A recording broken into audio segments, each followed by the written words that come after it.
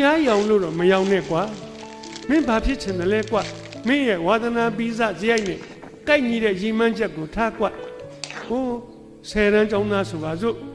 မင်းကဆရာဝန်ဖြစ်ချင်တာလားအင်ဂျင်နီယာဖြစ်ချင်တာလားသို့မဟုတ်ရင်လဲကျန်တဲ့လူတွေကိုလူတိုင်းဖြစ်နိုင်ပါတယ်ဗျာမင်းကဒီတစ်ထေးကြီးဖြစ်ချင်တာလားကွာစာရေးဆရာဖြစ်ချင်တာလားကွာဖြစ်ချင်ရင်အဲ့ဒီရည်မှန်းချက်ကိုခိုင်မာထား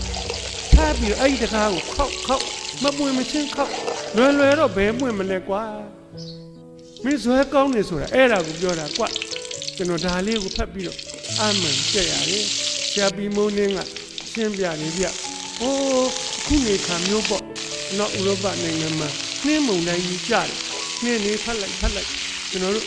အမေရိကဆိုခုနေမှာ -35 တွေပါ35တွေပါဒီရောက်နော်သွေးခဲသေးလောက်တယ်အဲ့ဒီမလေးတွေကလည်းတအားတိုက်တဲ့ခါကျတော့တကယ်လို့များခီးသွားတယောက်လမ်းပေါ်မှာမင်းရောက်နေသေတော့မယ်အိမ်တကားကိုသွားခောက်တောက်ဟာဘယ်ဖွင့်လို့ဖြစ်မလဲကွာနှင်းနေဝင်လာမှပေါ့ကွာမဖွင့်ဘူးနောက်တိမ်ကိုခောက်ပြန်နေတောက်ဟာ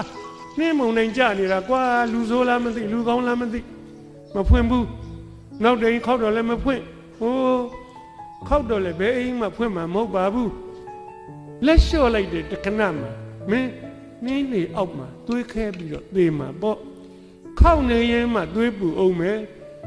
အိမ်ကြတော့စိတ်ကောင်းနှလုံးကောင်းရှိတဲ့လူကဘယ်သူပါလိမ့်